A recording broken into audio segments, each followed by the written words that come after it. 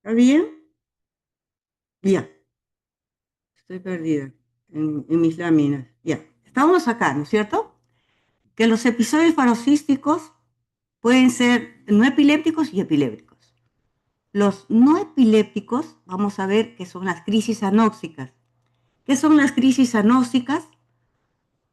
Son como el espasmo del sollozo, en la cual el niño empieza a llorar y cuando empieza a llorar hace un espasmo de glotis, se pone cianótico, hay llanto y se puede poner pálido o cianótico. Y después el niño se recupera, ¿no? El síncope febril, cuando está con fiebre alta, puede haber un temblor e incluso puede haber cianosis o palidez. Síncope vasovagal es el niño que está, por ejemplo, parado mucho tiempo en un desfile y siente oscurecimiento de la vista, siente frialdad, siente debilidad, pide ayuda al compañero, lo cogen, lo agarran y lo sientan, ¿no? Y ahí le pasa. El síncope cardíaco, en las enfermedades cardíacas que ustedes han hecho, puede haber también síncope cardíaco. Las crisis psíquicas, las rabietas, esto se presenta más en adolescentes, los ataques de pánico, la crisis de hiperventilación psicógena, la pseudocrisis, son los niños que ya saben que convulsionan, por ejemplo, una focal sin pérdida de conciencia. Entonces, cuando quieren algo, una ganancia secundaria, hacen su crisis, ¿no? Y no es una crisis, lo está haciendo, es una pseudocrisis, ¿no? El síndrome de Munchausen por poder es una crisis que lo provoca otra persona, generalmente una persona muy cercana al niño. Yo vi un caso de una enfermera que hospitalizaba a su niño varias veces por crisis convulsiva. Era demasiado frecuente y llamaba la atención. Entonces lo que se pensó es hacer que la madre no entre a la hospitalización y cuando no estaba la madre no hacía crisis y cuando estaba la madre hacía crisis. Así que por ahí le dejaron un video a la madre, al paciente y a la madre, y era la madre que le inyectaba insulina al niño y hacía hipoglicemia y hacía crisis, ¿no? La madre tenía una patología psiquiátrica, pues, ¿no? Pero no aparentaba, ¿no?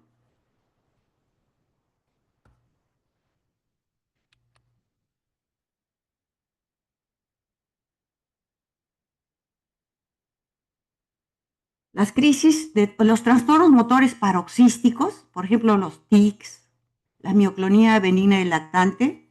La mioclonía benigna del lactante se presenta cuando la mamá está lactando y el niño se está durmiendo. Entonces ahí hay un temblor de una extremidad, de otra, de cabecita, de dos extremidades, etc. Pero es tan fugaz que la mamá no puede ni siquiera detenerlo. Las coriotetosis paroxísticas familiares también, las discinesias paroxísticas, las hiperplexias, el estremecimiento, el niñito se estira, ese es el estremecimiento, el síndrome de Sandifer, que se presenta en reflujo gastroesofágico, que el niño trata de levantar la cabecita para que no haya el reflujo, el tortícolis paroxístico, el mioclonus mentoniano, las mioclonías del velo de paladar, etcétera, ¿no? Son trastornos motores no paroxísticos, ¿no? No epilépticos. Trastorno paroxístico del sueño, los terrores nocturnos, ¿no? A la cabeza. Esto el niño se acuesta, normal, se duerme y de repente a medianoche abre los ojos, comienza a gritar, a tener pánico, a gritar, por eso se llama terrores. La mamá lo calma con mucha dificultad, duerme hasta el día siguiente y al día siguiente le dice, oye, ¿qué hiciste anoche? No se acuerda, ¿no? Eso es un terror nocturno. Las pesadillas, el sonambulismo, movimientos anormales para dormir, por ejemplo, el golpeteo de la cabeza, los sobresaltos del sueño, la narcolepsia, el síndrome de apnea del sueño, ¿no? Que aparenten ser crisis y no son. Algunos niños, y especialmente las niñas, veo la masturbación. Y eso lo repite y vuelve a repetir, y ahí bascula pelvis, ¿no? Y dijimos que en las crisis epilépticas no basculaban pelvis, ¿no es cierto? las migrañas, la hemiplegia alternante, el vértigo paroxístico, etc. Entonces, ¿qué exámenes hay que pedir? ¿Qué exámenes básicos hay que pedir, no? El hemograma, el ionograma, el calcio, magnesio, sodio, glucosa, ¿no? Punción lumbar de acuerdo. Si la crisis epiléptica se asocia a fiebre, yo lo voy a pedir. Si no se asocia, no lo pido, ¿no? La ecografía cerebral cuando son lactantes, las tomografías con ventana ósea en caso de traumatismos, las tomografías encefálicas, las resonancias magnéticas, el electroencefalograma solo, el videoelectroencefalograma, el SPECT cerebral interictal más para cirugía de epilepsia, ¿no? Entonces acá el niño se está haciendo su videoelectro, ¿no? Le han puesto todos los electrodos acá, está conectado a un electroencefalograma, le están sacando el video de todo lo que hace en el transcurso del tiempo que le están sacando el electro. Y acá vemos el trazado, ¿no? Y entonces uno puede ver concomitantemente el trazado y la imagen del paciente. Entonces, ese episodio que uno dice, esto puede ser una epilepsia, lo ves el trazado. Si el trazado corresponde a un trazado epiléptico, entonces sí corresponde a una epilepsia, ¿no? Entonces nos ayuda bastante el video electro. También nos ayuda bastante que la mamá lo filme al paciente. Estas filmaciones son muy buenas. Podemos reconocer algunos tipos de crisis. Y acá miren, como les decía, empieza y termina brusco. Acá terminó brusco. Ahí ve, vamos a ver. Vamos a hacerle. Vamos, ya. Entonces, vamos a tener puntero láser. Ya. Acá, ¿no? Termina brusco. Inicia así, igualito, y termina brusco. Esa es una crisis. Por ejemplo, acá tenemos una crisis mioclónica, ¿no? Es de segundos, dura segundos. Una crisis mioclónica, le están haciendo el trazado, ahí está el video y ahí está la crisis, ¿no? Cuando termina la crisis, ya vemos un trazado normal, ¿no? A ver, un minutito.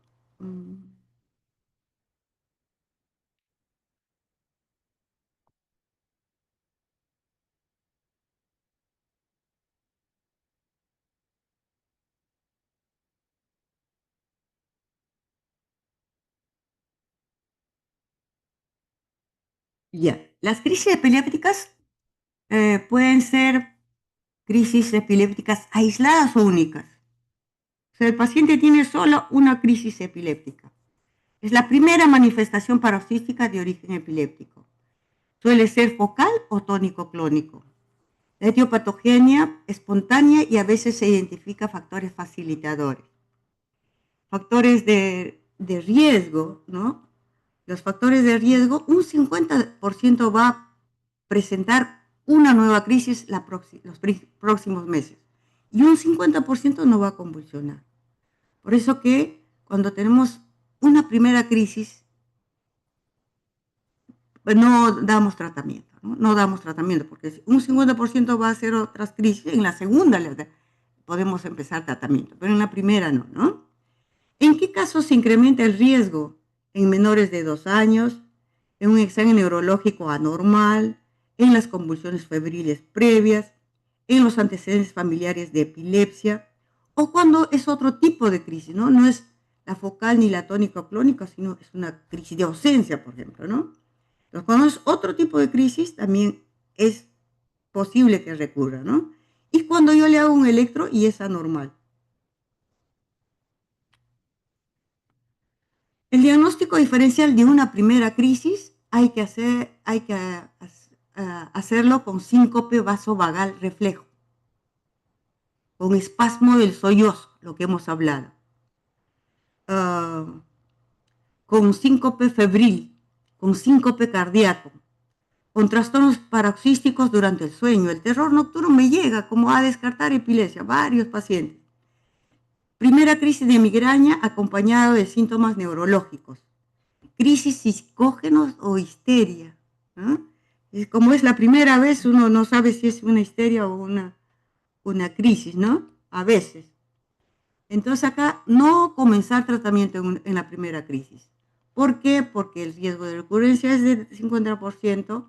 Los fármacos antiepilépticos no son inocuos, ¿no? Tienen sus efectos adversos, efectos colaterales. Es un tratamiento de varios años. O sea, si yo le pongo el tratamiento y el médico que lo ve ya no lo puede revisar de inicio porque ya está en tratamiento, ¿no? Y lo único que hace es seguir el tratamiento. A ver, ¿cómo hago para salirme de acá?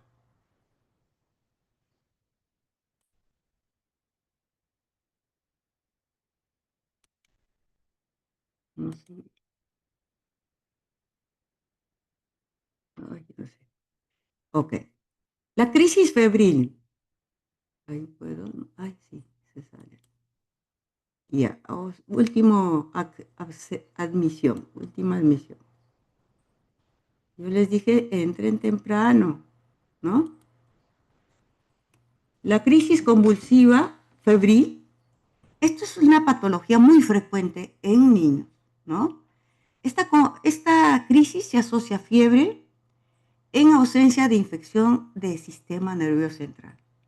¿Qué ocurre entre niños entre la edad de 3 meses, 5 años, máximo 6 años?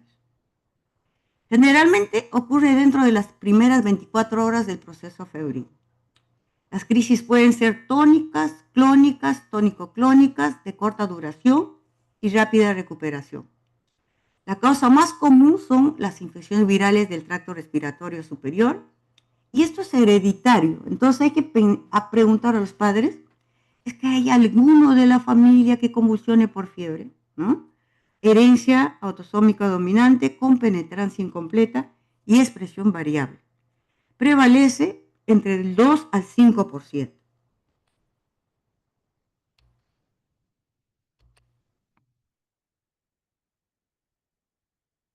Clasificación, tenemos las simples, que es la mayoría de los pacientes.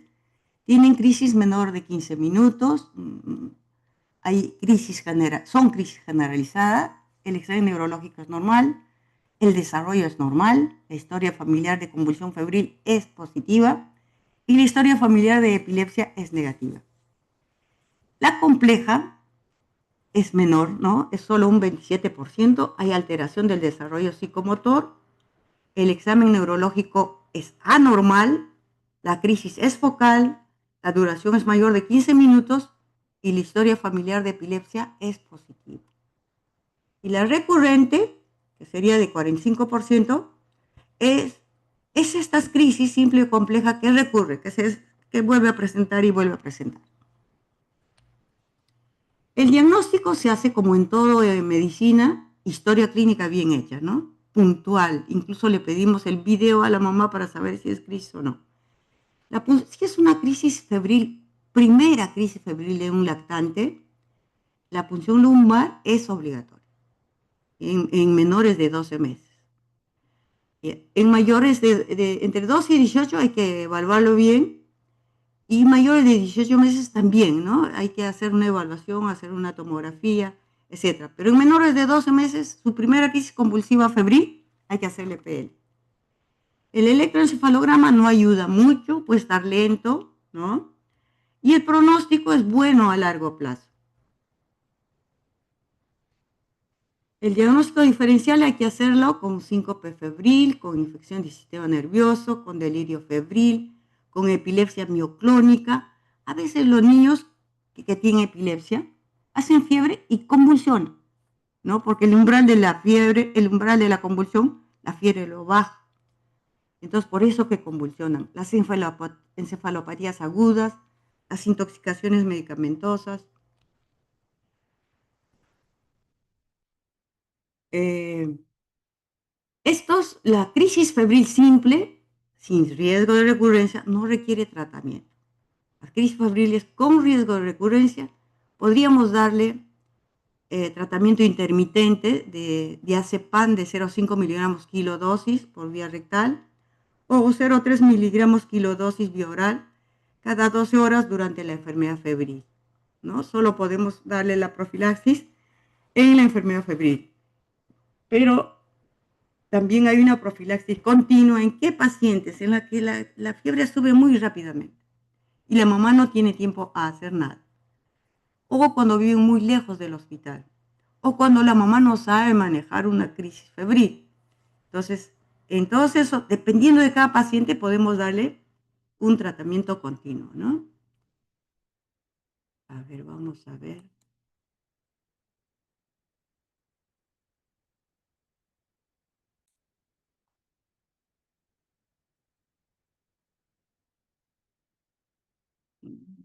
Ya creo que es uno nomás que está.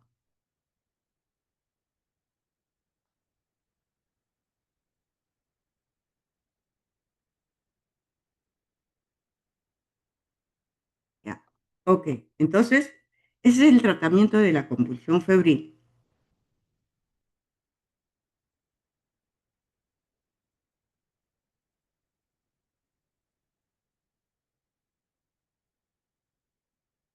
Definición de los términos y ahora pasamos a epilepsia. ¿Ya? ¿Qué es una crisis? Una crisis es un acontecimiento transitorio de signos y o síntomas debidos a una actividad neuronal cerebral anormal, excesiva o sincrona.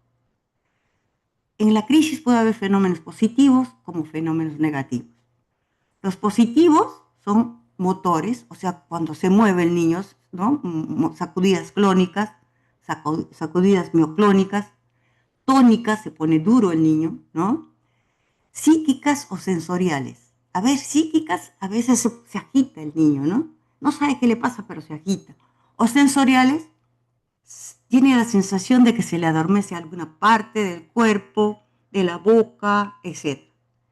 Fenómenos negativos es la pérdida de conciencia o de tono muscular.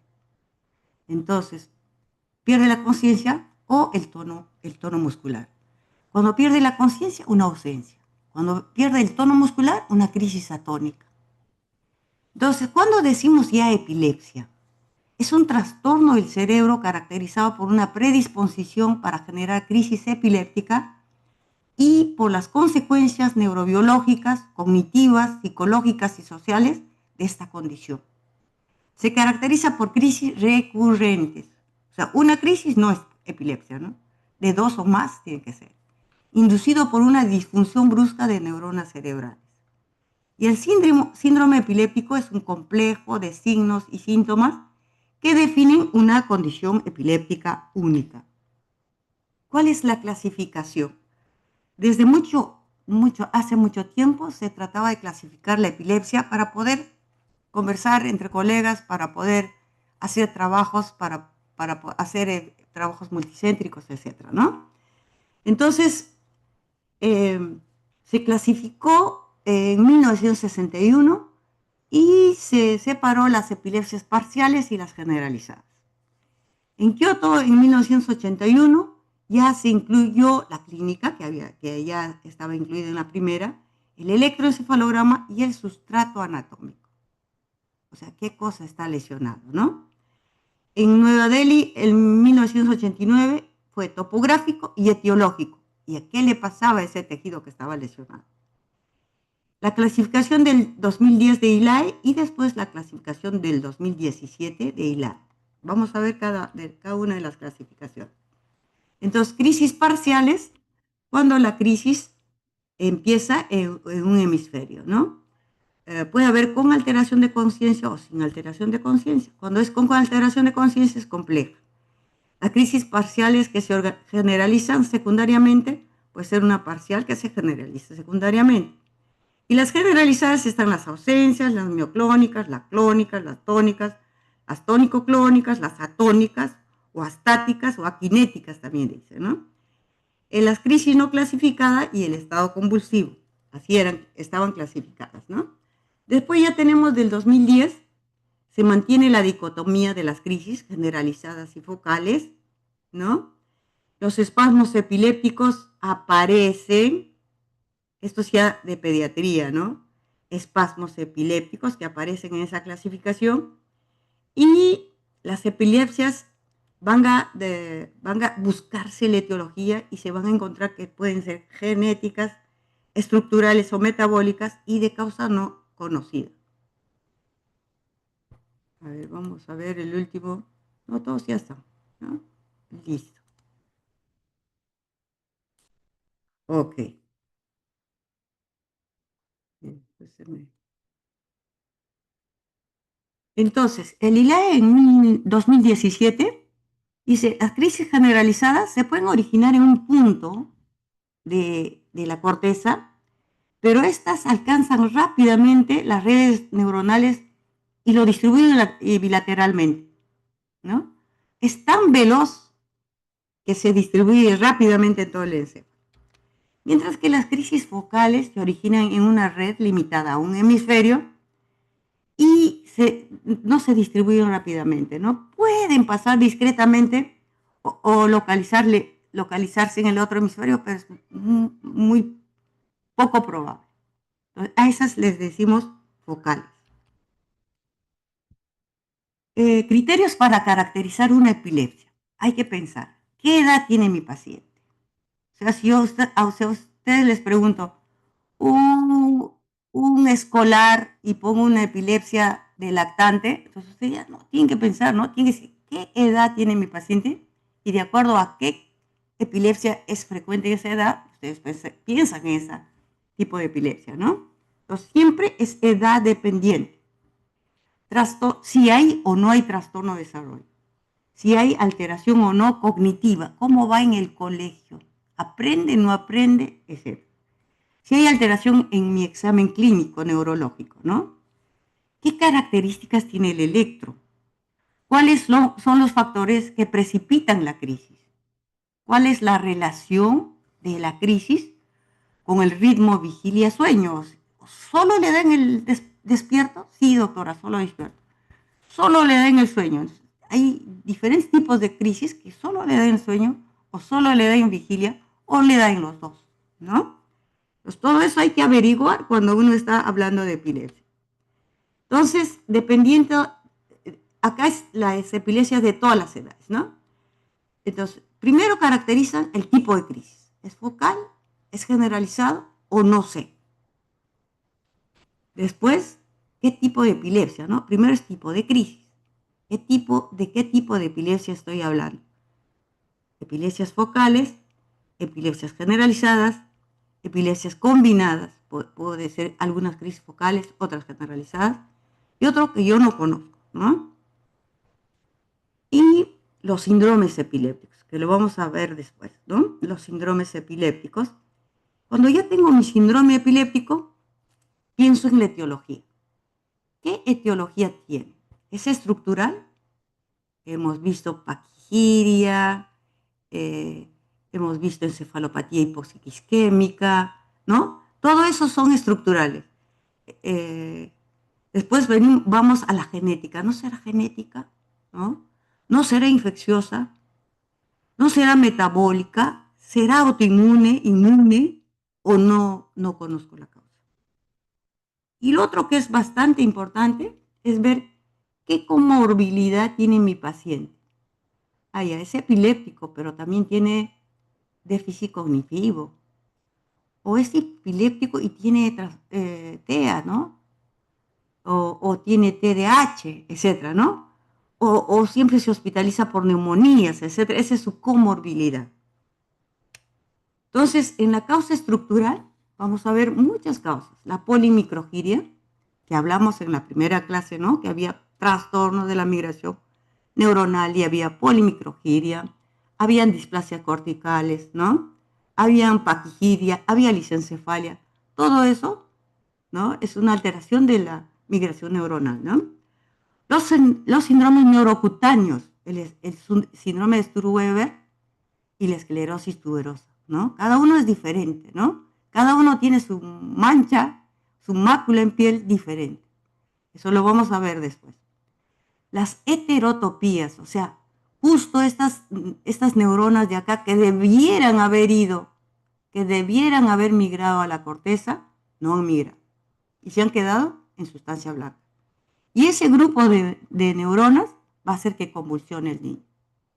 Los cavernomas o los hemangiomas, ¿no? La megaloencefalia, ¿no? Un cerebro grande con surcos grandes. Las epilepsias asociadas a tumores también. Entonces, sí, pues cuando yo veo una epilepsia tengo que buscar la causa.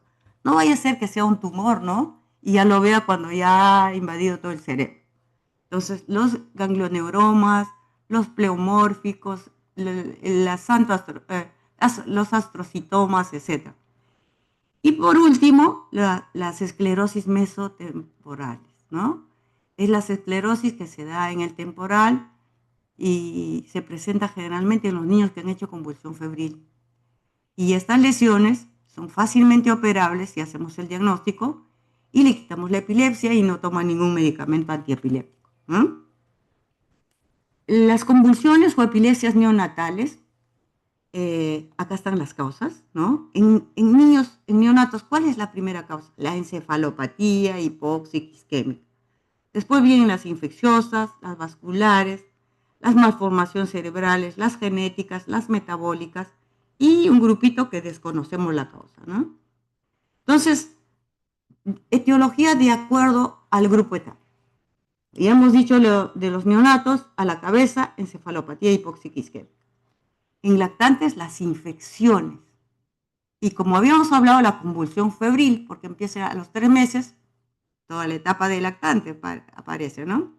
Disturbios metabólicos, malformaciones congénitas, y acá aparece el síndrome de espasmos infantiles, que también se denomina síndrome de West.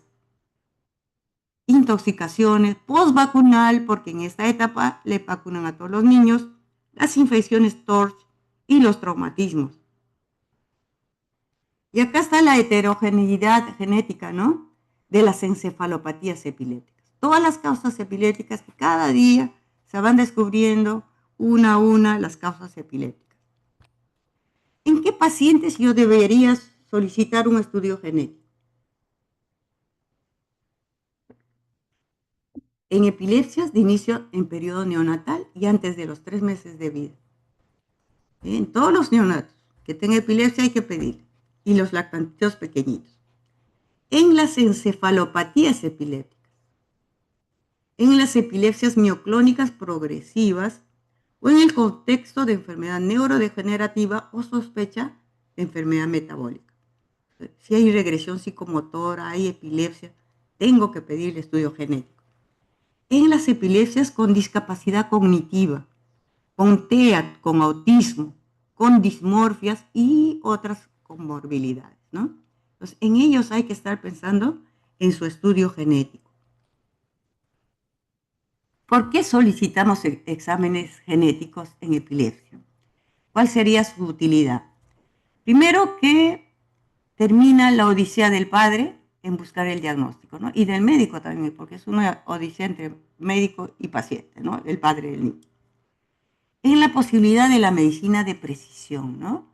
Hay algunas anomalías genéticas que producen epilepsia y que pues se puede manejar con un antiepiléptico. Y justo ese antiepiléptico actúa en esa epilepsia, ¿no? O si le doy otro anticonvulsivante que no está indicado, puede exacerbar la epilepsia. Entonces es la medicina de precisión. Evitar ya, si ya tengo el diagnóstico, evito otros estudios innecesarios, ¿no? Predecir el pronóstico también y la comorbilidad que puede traer después. Para consejo genético a los padres, para disminuir la ansiedad parental, para posibilidad de acceder a grupos de apoyo, ¿no? Por ejemplo, una esclerosis tuberosa, genéticamente hago el diagnóstico y va a buscar un grupo de apoyo de esclerosis tuberosa, y hay varios en el mundo y se ayudan entre ellos, ¿no? Probabilidad de epilepsia en parientes también y por los conceptos de farmacogenómicos, ¿no? Esto ya es más avanzado. ¿Y cuáles son las lesiones que vamos a ver que van a dar epilepsia estructural? La encefalomalacia multiquística. Esta es una secuela de una encefalopatía hipóxica isquémica, ¿no? La secuela está en corteza, sustancia blanca. Entonces, todo lo que tome corteza va a hacer que convulsione el niño, ¿no? Entonces, esta lesión difusa de corteza y sustancia blanca va a producir epilepsia en los niños. Y que esta es la causa de de mayor incidencia en los neonatos, ¿no es cierto? La necrosis focal. Si hay una necrosis focal también que toma corteza, a producir epilepsia, ¿no? Acá decíamos, todo esto es migración neuronal. Las lisencefalia. La lisencefalia es una patología de migración neuronal. La paquigiria, donde los surcos son anchos y gruesos, ¿no? Entonces, está alterando toda la estructura de la corteza, ¿no? La esquisencefalia. La esquisencefalia lo hemos visto, creo, un caso clínico con los alumnos de la Almenara, en la cual puede ser a labio abierto y como también puede ser a labio cerrado y se altera la corteza cerebral, ¿no? Y va a producir epilepsia. El doble córtex. Son niños que tienen alteración de la migración en forma difusa y completa, en la cual hay una corteza, acá ven la corteza, hay una sustancia blanca que se dibuja acá, hay una sustancia blanca, otra vez la corteza y otra vez la sustancia blanca. Por eso dicen doble córtex, como si fueran dos cortezas pegadas, ¿no? Las infecciones intrauterinas, el citomegalovirus, van a ver que va a dar hidrocefalia, ¿no? Va a dar hidrocefalia, no tanto como la toxoplasmosis, y las calcificaciones van a ser periventriculares, ¿no? Y son pequeñas calcificaciones. Cuando vemos esto ya estamos sospechando en citomegalo, ¿no? La toxo es un poco diferente. Hay más hidrocefalia. Las calcificaciones se presentan en cualquier parte de la corteza, de la sustancia blanca, etcétera, ¿no? Pero da más hidrocefalia. De acuerdo al grupo etario, estamos, ¿no? En los preescolares sigue la convulsión febril, ¿no? Si era de 3 meses a 5 años o 6 máximo, entonces sigue la convulsión febril, siguen las infecciones, la epilepsia se transforma da el síndrome de Lennox-Gastaut o las ausencias. Esas epilepsias son las que más predominan. Las intoxicaciones, los traumatismos, los tumores cerebrales, las enfermedades neurodegenerativas, los errores innatos del metabolismo y en escolares las epilepsias focales, las epilepsias gran mal, las ausencias todavía siguen, ¿no? La infección del sistema nervioso ya no es como meningoencefalitis, como era en los lactantes y preescolares. Esto más bien son granulomas. Por ejemplo, el granuloma de neurocistis y de tuberculosis, si se localiza en la corteza, va a dar crisis epiléptica, ¿no? Entonces, ese es el tipo de infección que puede producir epilepsia focal, ¿no? Los traumatismos, las intoxicaciones, los tumores cerebrales. Acá las enfermedades metabólicas, que generalmente en la imagen son simétricas, ¿no? Son simétricas. Acá tengo la enfermedad metabólica, otro tipo de...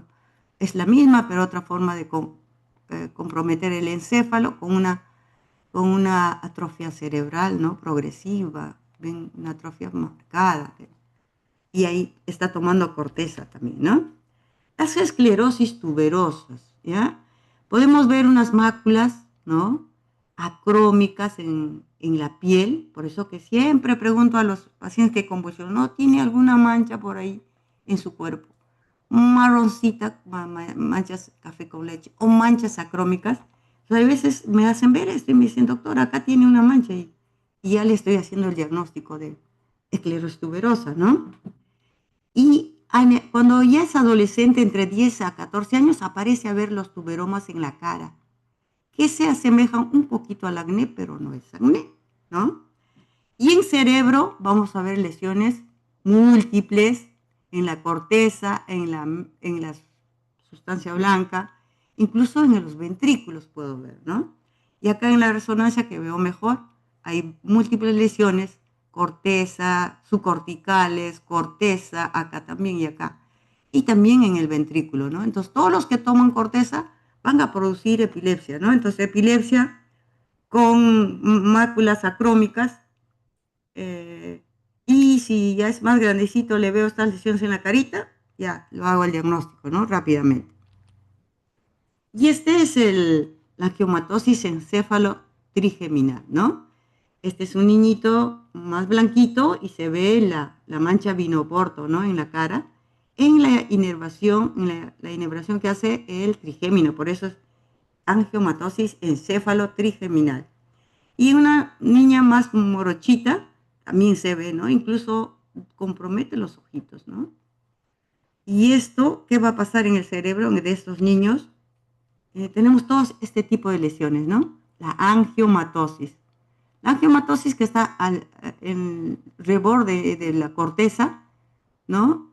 Se mete a los surcos, etcétera, y eso produce convulsiones.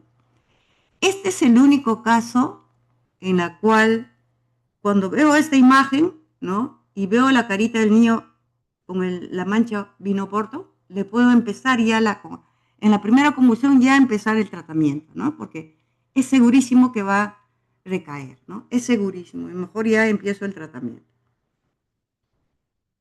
Esta es la neurocisticercosis, vean la lesión, el edema perilesional, la lesión tan redondita, ¿no? Esa es una neurocisti que va a dar epilepsia focal. Y esta es una neurocisticercosis.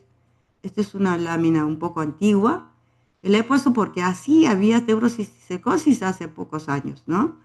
Y seguro que todavía hay en los lugares donde hay alta incidencia, ¿no? Entonces, en estos casos ya es muy difícil el tratamiento, ¿no? Va a convulsionar de por vida, a pesar del tratamiento, no va a mejorar y ya debe tener trastornos cognitivos el paciente. La neurotuberculosis, ¿no? Esta es la enfermedad más, eh, la que más lesiona el cerebro, ¿no? Y la lesiona pero completo, ¿no? Entonces, esta neurotuberculosis puede dar hidrocefalia, puede dar tuberculoma, acá lo ven los tuberculomas, a haber infartos cerebrales, todo tipo de lesiones, ¿no? ¿Por qué hace infarto? Porque hace vasculitis y la vasculitis da infarto, ¿no? Entonces, cuando entra al cerebro es poco probable que el niño salga bien, ¿no? La mayoría tiene lesiones irreversibles y la mayoría muere, ¿no? Es altamente mortal. Cuando yo tengo una duda y tengo una lesión en cerebro, yo digo, este será granuloma, una granuloma o un tumor. Entonces, para eso hago la espectroscopia cerebral, donde mide el metabolismo de la lesión, ¿no? ¿Cómo es el metabolismo de esa lesión? Y cuando hay lípidos altos, tengo que pensar que es una tuberculosis, ¿no? Entonces acá solo para que se acuerden, de 3 meses a 4 años, espasmos infantiles, síndrome de Lennox-Gastaut, convulsiones febriles, de 4 a 8 años, epilepsia ausencia, Lennox-Gastaut, epilepsia temporal, epilepsia de paroxismos rolándicos, 8 años, epilepsia mioclónica juvenil y epilepsia temporal. Las epilepsias generalizadas idiopáticas se presentan en un gran porcentaje, 23 a 43% de niños y adolescentes. Habitualmente su desarrollo psicomotor es normal, la evaluación neurológica es normal, se solicita el electroencefalograma, la mayoría tiene etiología genética, y ahí están las ausencias infantiles y juveniles y las epilepsias mioclónica juvenil. Las ausencias son crisis diarias, breves, con alteración de la conciencia de inicio y final súbito, ¿no? El electroencefalograma hay descargas punta onda generalizadas rápidas. Se presentan entre los 3 años y la pubertad. La mayoría puede desaparecer incluso espontáneamente y todos se resuelven con un antiepiléptico, ¿no? Es de fácil diagnóstico, buena respuesta terapéutica. Acá no tenemos etosuximida, así que lo manejamos con valproato y la motrigina. Y acá van a ver, este niñito está jugando, ¿no? Y está muy bien acá, pero empieza la crisis, brutal, ¿no? Brusco, y termina brusco. Y miren al niñito, mirada fija, se le cae la pelotita, termina de hacer la crisis, recoge la pelota y sigue jugando. Esas son las ausencias. La epilepsia mioclónica juvenil de edad de inicio 10 a 24 años, crisis más frecuente en la primera hora al despertar, facilitado por la deprivación del sueño. Estos son los jovencitos que van a una fiesta y al día siguiente convulsionan, ¿no? La mayoría tienen mioclonía, son mioclónicas, 100%, mioclónicas más. Tónico-clónicas también se pueden presentar, mioclónicos, tónico-clónicas y ausencias también. El tratamiento, la probabilidad del control es alta, puede ser la amotrigina, leve, tiracetam o valproato. Y esto generalmente los niños avisan cuando ya hacen una crisis generalizada y dicen, yo cuando me levanto, doctora, mis manos tiemblan, ¿no? Ese temblor de despertar de las manos, eso hay que hacerles caso a los niños. Y esta es una crisis mioclónica, ¿no? Cortita, polipuntas, eso es una clínica. Y ahora sí pasamos a las encefalopatías epilépticas. Las encefalopatías epilépticas es aquella encefalopatía que detiene o regresiona la conducta o el desarrollo, y hay una epilepsia interictal e ictal que hace que el niño empeore, ¿no? Esa es encefalopatía epiléptica. Por la epilepsia empeora su desarrollo. Encefalopatía del desarrollo es el retraso o regresión del desarrollo secundario a una mutación genética determinada previo a la presencia de actividad epiléptica. O sea, este niño ya tenía una mutación, ya estaba enfermo, su desarrollo estaba alterado, más una epilepsia, entonces una encefalopatía del desarrollo. Y acá se junta todo, ¿no? Encefalopatía epiléptica y del desarrollo. Entonces ya tenía su retraso y aparece la epilepsia, y la epilepsia altera el desarrollo. Tiene dos factores. Y acá están las encefalopatías epilépticas del desarrollo, ¿no? Es el síndrome West o espasmos en flexión, espasmos epilépticos, el síndrome de Dravet, la esclerosis tuberosa, que es la estructural, el síndrome de Dus y las encefalopatías no especificadas. Entonces, el espasmo infantil o síndrome de West o isarritmia, también le llamaban así, empieza a los 3 meses, hace un pico hasta los 9 meses, y dicen que es el 15% de las epilepsias del primer año de vida. Hay una triada: espasmo en flexión o en extensión, detención del desarrollo, electronormal con actividad epiléptica. Puede ser solo el electronormal con actividad epiléptica o presentar una ipsarritmia total. Etiología: 2/3 de los casos, miren, 2/3 de los casos de estas encefalopatías, de este espasmo infantil, es subyacente a casos ya sea genético, ya sea estructural, etcétera, ¿no? Y el primero que es más incidente en estas espasmos infantiles es esclerosis tuberosa. Por eso yo a un niño con espasmo infantil le reviso la piel de pie a cabeza, porque no voy a hacer una esclerosis tuberosa, ¿no? Porque es bastante frecuente.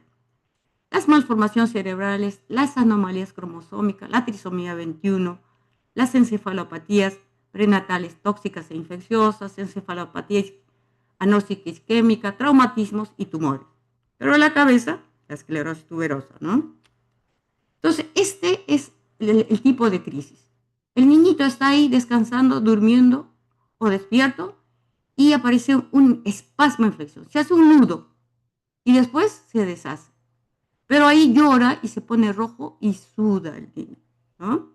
Entonces, esto se puede confundir con un cólico de lactante, y muchos lo han confundido ya en la N veces que van a la emergencia, ahí se dan cuenta que es un espasmo infantil, ¿no? Y esto es el electro, este sí es un trazado ipsarrítmico, ¿no? Evolución es desfavorable, el 80% hay retardo psicomotor, hay un grupo que pasa Lennox-Gastaut. Es de mejor pronóstico cuando no hay encefalopatía subyacente, que son poquitos, ¿no es cierto? Es una urgencia, hay que hospitalizarlo o empezar tratamiento en domicilio lo más rápido posible. La primera droga de elección es la prednisolona o ACTH, la segunda vigabatrina. Pero la vigabatrina la tenemos a la mano, la podemos dar en su casa, entonces por eso la mayoría empieza con vigabatrina. Si no se ve con esto, pasa la prednisolona, ¿no? Puede usar vigabatrina con topiramato, etcétera, ¿no? El ácido valproico no es un fármaco de elección, no vale la pena. Entonces acá les he puesto un cuadrito y ya esto no les explico tanto. Es el tratamiento de prednisolona, el tratamiento de la CTH. Si uso prednisolona ya no ACTH, ¿no? Eso es lo mismo, es corticoide. Y la vigabatrina también se le da su tratamiento, ¿no? Entonces se ha visto que solo con ACTH la remisión de los espasmos está en 76%, con prednisona 70%, con vigabatrina 54%, ¿no? Los corticoides son mejores, ¿no? Hormonal más vigabatrina 72%, hormonal solo 57%, cesación de los espasmos, ¿no? Bajo riesgo de retraso en el desarrollo, yo creo que la hormonal y la vigabatrina van muy bien, ¿no?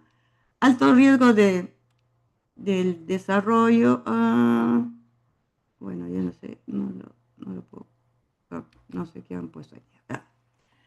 Diagnóstico diferencial, con el cólico del lactante, con la mioclonía benigna, con la postura de opistótonos por la espasticidad, ¿no? A veces, ¿no será la espasticidad que me está produciendo esto?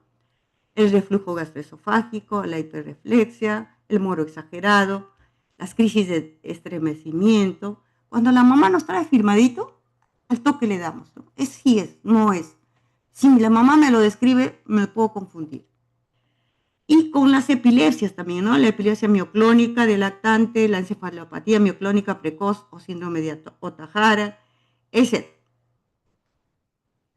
El síndrome de Dravet, ¿no? El síndrome de Dravet es una encefalopatía epiléptica del desarrollo de origen genético, considerada una forma rara y grave de epilepsia intratable que comienza en el primer año de vida, causada principalmente por una mutación del gen SCN1A, que se manifiesta en la infancia con crisis convulsivas severas y múltiples trastornos asociados. La incidencia esta no es de nosotros, porque recién estamos haciendo más diagnósticos de Dravet, uno por cada 16.000 a 20.000, y eso te da 40.000, ¿no? No es muy clara la incidencia. La causa principal es esta alteración, esta mutación que codifica el canal de sodio, que es esencial para la función adecuada de la neurona inhibidora del cerebro. Esta mutación altera la propagación de señal eléctrica, provocando crisis epiléptica y disfunción neuronal. Más del 80% tiene esta mutación y siendo generalmente no heredada, ¿no? Y algunas de 5 a 10% pueden ser heredadas. Hay otras mutaciones también, por supuesto. ¿Cuál es la clínica? Se manifiesta típicamente entre 4 y 12 meses de vida, con crisis convulsiva prolongada, ¿no? Es la edad en la que empieza la crisis febril también, ¿no? Frecuentemente son tónico-clónicas o hemiclónicas, muchas veces desencadenadas por fiebre o cambios de temperatura, aunque pueden ser hasta febriles, ¿no? La convulsión febril empieza con temperaturas altas. Estas no, puede ser con un cambio mínimo de temperatura, o subfebriles, o incluso afebriles, ¿no? Con la evolución aparecen otro tipo de crisis como mioclónicas, ausencias atípicas y crisis parciales complejas. Los pacientes presentan retraso del desarrollo neurocognitivo, problemas conductuales, hiperactividad, trastorno de comunicación, y como comorbilidad hay alteraciones ortopédicas, inmunológicas y vegetativas. Las crisis son muy resistentes al tratamiento, ¿no? Pero este retraso del desarrollo a veces no lo vemos a la etapa del lactante, lo vemos después, más tardíamente. Por eso me puedo confundir con una crisis febril. ¿Cuáles son las dificultades del diagnóstico temprano de este síndrome de Dravet? Yo puedo confusión con crisis febriles, ¿no? Dice, sí tuvo fiebre, doctor. ¿Cuánto? No se acuerda bien, no lo ha medido en el rato, etcétera, ¿no? Pero yo lo sentí calientito. Entonces puedo confundirme con crisis febriles, la similitud de clínica inicial, ¿no? O sea, a la edad igual que la crisis febril. El retraso en la evolución de síntomas es más específico, o sea, cuando evoluciona ahí me doy cuenta. Las limitaciones en el acceso y el uso de diagnóstico genético, ¿no? Hay limitación en nuestro país todavía para hacer estos diagnósticos, hay que mandarlo al extranjero, ¿no? Falta de conocimiento y experiencia del especializado, ¿no? Si no conozco esto, nunca voy a hacer diagnóstico, ¿no? Y acá les he puesto, miren, el Dravet más fiebre con convulsión febril. Edad de inicio antes de los 7 meses, igual, ¿no? Generalmente después de los 6 meses, pero hay niños con 3 meses que convulsionan por fiebre, ¿no? Tipos de crisis, eso sí, hemiclónicas, mioclónicas o múltiples tipos, mientras esta convulsión febril es tónico-clónica generalizada. Frecuencia repetida, 5 al año, 5, más de 5 en el primer año. Estas de la convulsión febril es aislada. La temperatura leve o cambios leves de temperatura, en el otro es fiebre alta. Respuesta al tratamiento, resistente en el Dravet y en el otro es muy buena respuesta, ¿no? Desarrollo psicomotor, como les decía, generalmente es tarde.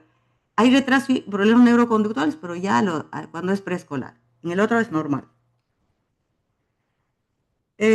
¿Cuáles son sus etapas? Hay una etapa febril, hay una etapa de empeoramiento, donde las crisis son más frecuentes, etapa de estabilización, se estabiliza un poco, y la etapa adulta, ¿no? Y llega con retardo, acá vamos a ver cuáles son los trastornos relacionados, retraso cognitivo, del Dravet, ¿no?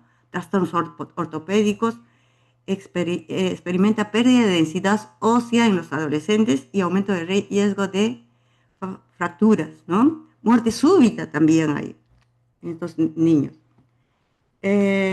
¿Cómo es el tratamiento? Hay fármacos anticrisis epiléptica, la terapia génica, la dieta cetogénica, la gestión de desencadenantes, ¿no? Y acá están los desencadenantes. Entonces, cambio brusco de temperatura no hay que hacer con estos niños, ¿no?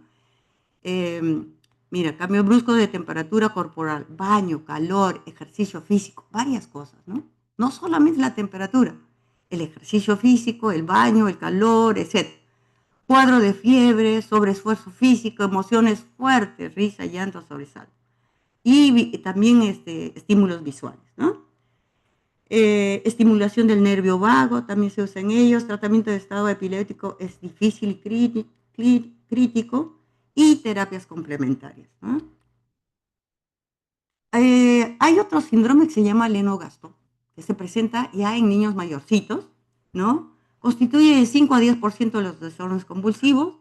Usualmente se inicia a los 3 y 5 años y suele ocurrir hasta los 8 años, ¿no? Entonces, si yo les pongo un niño de 8 años, no me van a contestar síndrome West, ¿no? Porque eso solo es de lactantes.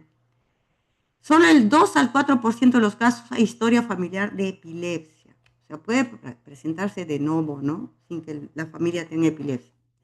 Se caracteriza por múltiples crisis. Las más frecuentes son crisis tónicas y atónicas. Atónica es la caída de la cabeza, se desploma totalmente, ¿no? La frecuencia de las crisis puede ser de entre 9 y 70 por día. En algunos casos se producen crisis atónicas, crisis de ausencia típica. La conciencia se altera brevemente y se recupera con facilidad. Y esa es la crisis tónica. Está paradito, se desploma totalmente, ¿no? Está sentado, puede estar comiendo y se cae la cabeza, se puede caer hasta el plato, ¿no? El electro es, hay varios tipos de trazados, esto lo pasamos rápido, su pronóstico es malo. 5% fallece por esto. A menudo el desorden se prolonga hasta la edad adulta, causando problemas emocionales, discapacidad en casi todos los pacientes. El 50% de los que llegan a la edad adulta están totalmente discapacitados y solo el 17% puede valerse por sí mismo. Entonces, este síndrome va acompañado en el 100% de discapacidad mental. Es un síndrome muy malo, ¿no? Entonces, cuando uno conoce el síndrome, uno puede decir al padre de familia cuál es su pronóstico, ¿no? Y, y el padre ya sabe a qué atenerse. Y acá les he puesto cómo han salido los anticonvulsivantes poco a poco. Empezamos con barbitúricos, carbamazepina, fenitoína, etosuximida, valproato antes del 80. Después aparece la vigabatrina, oscarbamazepina, la motrigina, GABA, ventina, eso lo vean en su casa, topiromato, levetiracetam y en los 2000, lacosamida, brivaracetam, cannabidiol también, ¿no? Cannabidiol se está usando en Lennox y en Dravet. Y esto, cuando nosotros tenemos un trastorno del metabolismo, entonces, si le ponemos todos los anticonvulsivantes que tengamos, no va a ceder si no le reponemos, ¿no? Si no mejoramos ese trastorno del metabolismo. Por ejemplo, el déficit de piridoxina. Si no le ponemos piridoxina al niño y le damos de por vida, el niño va a seguir convulsionando toda su vida.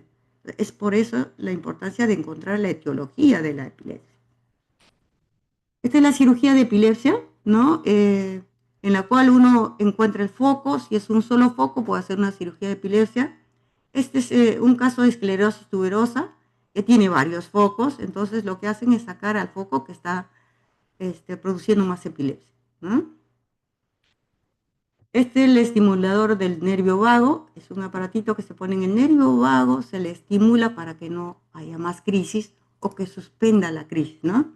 Hay también un neuroestimulador cerebral. Este estimulador del nervio vago se usa, por ejemplo, en Dravet, ¿no? O en crisis multifocal. Y es importante dar la información a los padres, ¿no? De manera adecuada, tomándose el tiempo necesario. A veces ellas no entienden, de repente en la segunda cita se les vuelve a explicar, etc. Se le hace ver las imágenes, se le hace ver el trazado para que nos puedan entender algo, ¿no? Muy bien. ¿Y qué no hacer cuando el niño convulsiona? No meter nada a la boca, ¿no? Ni la mano, ni la cuchara, ni nada. Ponerle en decúbito dorsal lateral, en cúbito lateral, para que la saliva caiga y la lengüita se ponga lateralizada y pueda respirar el niño, ¿no? Algunos niños ya tienen buscarles, de repente tienen un letrerito por ahí que tiene epilepsia, qué tipo de epilepsia tiene, dónde su casa, su teléfono, etc. Entonces eso era todo lo que quería darles la clase, decirles, y justo hemos terminado a tiempo. Gracias por entrar temprano. Muchas gracias, doctora. ¿Habrá alguna pregunta? Listo, entonces entren a su clase siguiente, ¿ya? Justo hemos llegado a tiempo. Gracias, doctora. Ya, hasta luego.